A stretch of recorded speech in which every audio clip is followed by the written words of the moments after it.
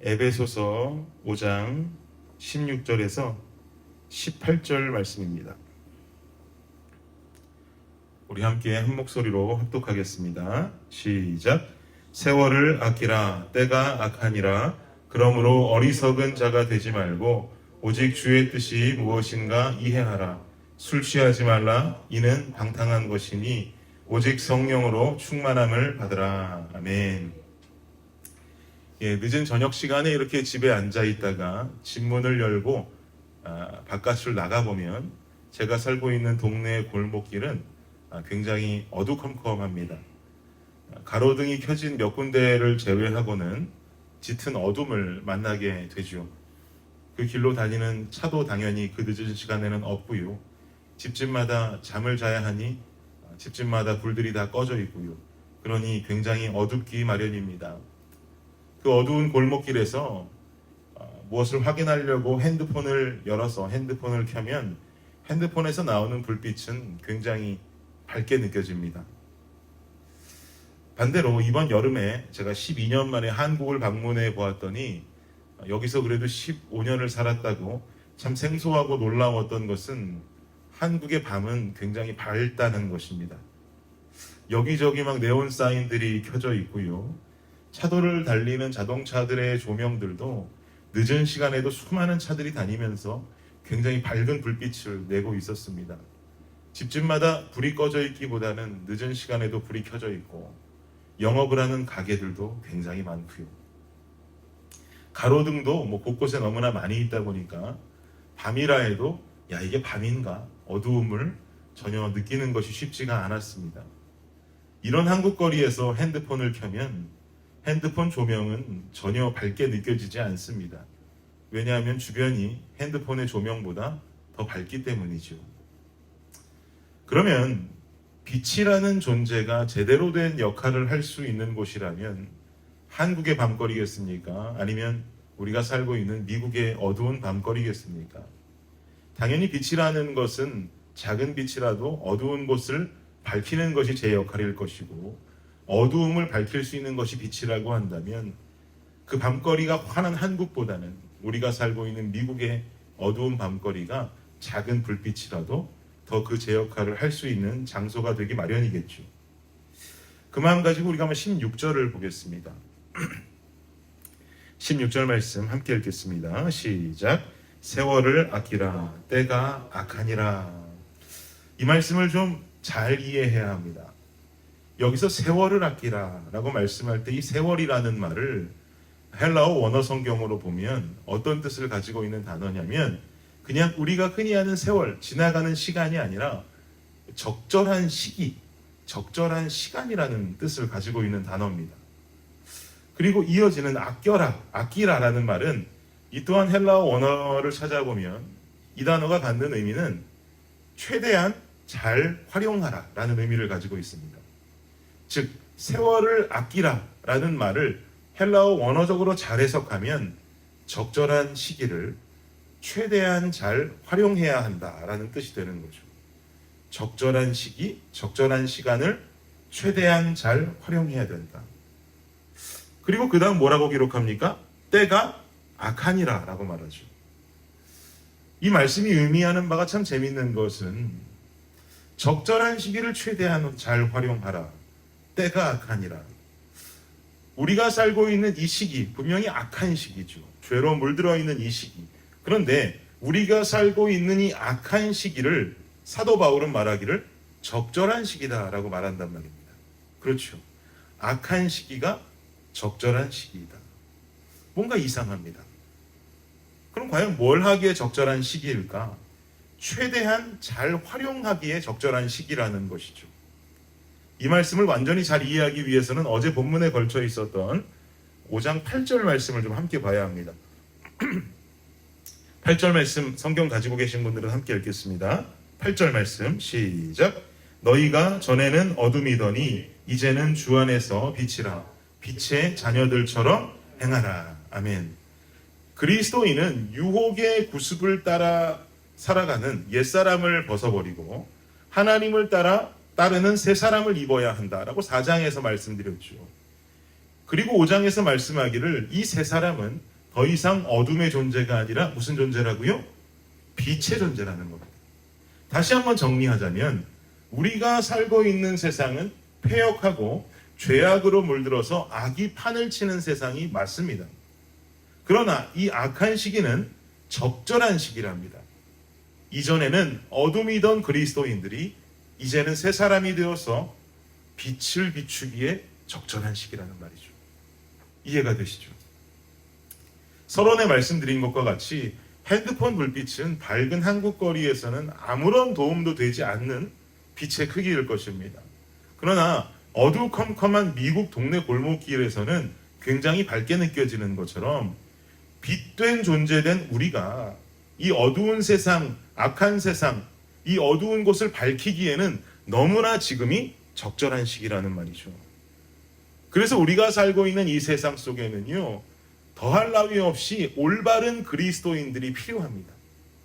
더 많은 올바른 삶을 살아가는 그리스도인들이 필요하단 말입니다. 올바른 그리스도인들이 비추는 밝은 빛이 필요합니다. 어둡고 컴컴한 이 세상은 우리의 빛을 간절히 원하고 있어요. 그러면 우리가 어떻게 해야 그리스도인으로서 밝은 빛을 비출 수 있을까요? 이어지는 18절 말씀 보십시오. 18절 말씀 함께 다시 읽겠습니다. 시작. 술 취하지 말라. 이는 방탕한 것이니 오직 성령으로 충만함을 받으라. 아멘.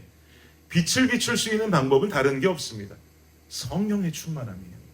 성령 충만한 그리스도인들이 어두운 세상을 밝힐 수 있는 존재가 되는 것이죠. 성령의 충만함은요, 우리 안에 내주하시는 성령이 우리의 심령을 뜨겁게 채우시는 일입니다. 이러한 은혜의 사건은 어떻게 일어나게 되는 것일까요? 19절과 20절 말씀도 함께 한번 보겠습니다. 함께 읽겠습니다. 시작.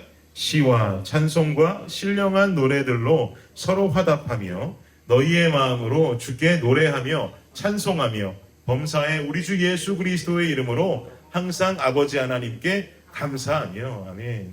19절 20절에서요 굉장히 길게 이야기하고 있는데 사실 19절 20절이 길게 이야기하고 있는 것을 딱 한 단어로 우린 줄일 수 있습니다. 그게 뭘까요? 예배입니다. 예배. 시와 찬송과 신령한 노래들로 서로 화답하며 너희의 마음으로 주님께 노래하고 찬송하고 주님께 감사하는 삶, 이것은 바로 예배하는 삶이죠. 예배의 모습입니다. 우리 안에 내주하시는 성령께서 우리의 심령을 뜨겁게 채우시는 사건은 다른 것으로 일어나는 게 아니에요. 예배를 통해서 일어나는 줄을 믿습니다. 예배를 통해서 일어난 성령 충만함의 역사는 그대로 우리가 간직하고 나는 뜨거워, 나는 충만해라고 끝나는 것이 아니라 어두운 세상을 비출 수 있는 적절한 시기에 사용되어져야 합니다. 제가 몇 주 전에 주일날도 말씀드렸었죠. 충만하다라는 것의 의미가 결국은 오병이어 사건 때 모여있는 5,000명을 물고기 2마리와 보리떡 5개로 배불리 먹었다가 충만하다는 뜻이 아니라고 말씀드렸습니다. 충만의 의미는 5,000명을 먹이고 남아있는 12개의 광주리, 이게 충만하다고 말씀드렸습니다. 즉 나를 배불리 채우고 흘러나와 넘쳐있는 상태, 이게 충만이죠. 그러니까 그저 우리가 성령의 충만함을 받았다, 그것으로 나는 끝, 내 안에 채워진다면, 그것으로 나만 채우고 끝난다면 이건 지금 오늘 바울이 말하고 있는 성령 충만함의 의미와 맞지 않는다는 것이죠. 그 성령의 충만함이 흘러나와 어두운 세상을 비출 수 있는 빛이 필요한 이 적절한 시기에 반드시 사용되어져야 하는 것입니다. 우리 교회의 슬로건은 From the Church to the City라는 게 슬로건입니다. 교회에서 받은 은혜는 도시로, 세상으로 흘러가야죠. 그래서 우리가 드리는 주일의 예배는요, 목숨처럼 여기고 지켜야 하는 것이고, 이렇게 매일 드리고 있는 이 새벽 예배도 우리는 최선을 다해서 드려야만 하는 것입니다. 그리고 주일의 예배를 주일이 되어서 나오는 주일의 행사로 여기는 것이 아니라 한 주 동안 기도하고 준비하는 예배가 되어야겠죠.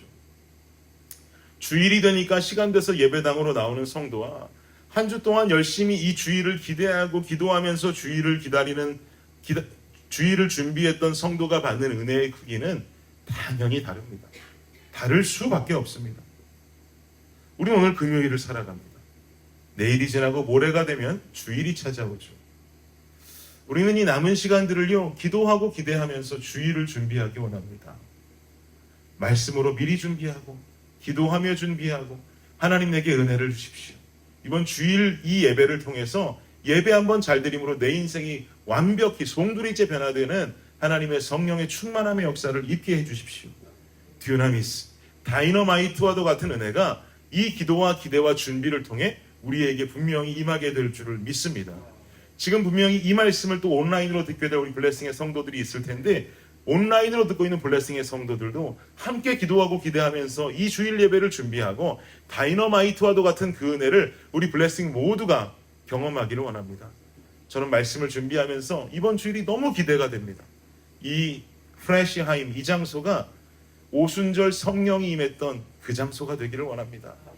불의 혀같이 임하는 그 은혜들이 우리 안에 방언이 터지고 눈물이 터지고 이 안에서 감동과 감격이 터져나오는 귀한 주일 예배가 되기를 간절히 원합니다. 그래서 우리에게 임한 그 성령의 충만함으로 말미암아 그 은혜의 빛이 이 어두운 세상에 빛이 필요한 이 시기에 적절하게 사용되어지는 저와 여러분이 되시기를 예수님의 이름으로 축복합니다. 기도하겠습니다. 하나님 감사합니다. 이 시기는 너무나 어둡습니다. 어두워서 절망적이라고 생각했습니다. 그러나 바울은 말합니다. 적절한 시기라고 말합니다. 맞습니다, 주님. 어두워서 우리 안에 감춰진 그 빛을 밝히기에 너무나도 적절합니다. 이젠 우리가 이 땅을 위해서 사용되어져야 합니다. 성령 충만케 하여 주시옵소서. 성령의 충만함으로 말미암아 은혜가 흘러갈 수 있는 자들이 되게 하여 주시옵소서. 이번 블레싱의 주일 예배를 우리가 함께 기도하며 기대하며 준비하기를 원합니다. 주님께서 뜨겁게 부어주실 그 은혜로 말미암아 새롭게 되어지고 성령의 충만함을 입는 블레싱 성도들이 되게 하여 주시며, 하나님 그 성령의 충만함이 세상으로 삶으로 흘러갈 수 있는 귀한 예배자의 삶 살게 하여 주시옵소서. 예수 그리스도의 이름으로 감사하며 기도드립니다.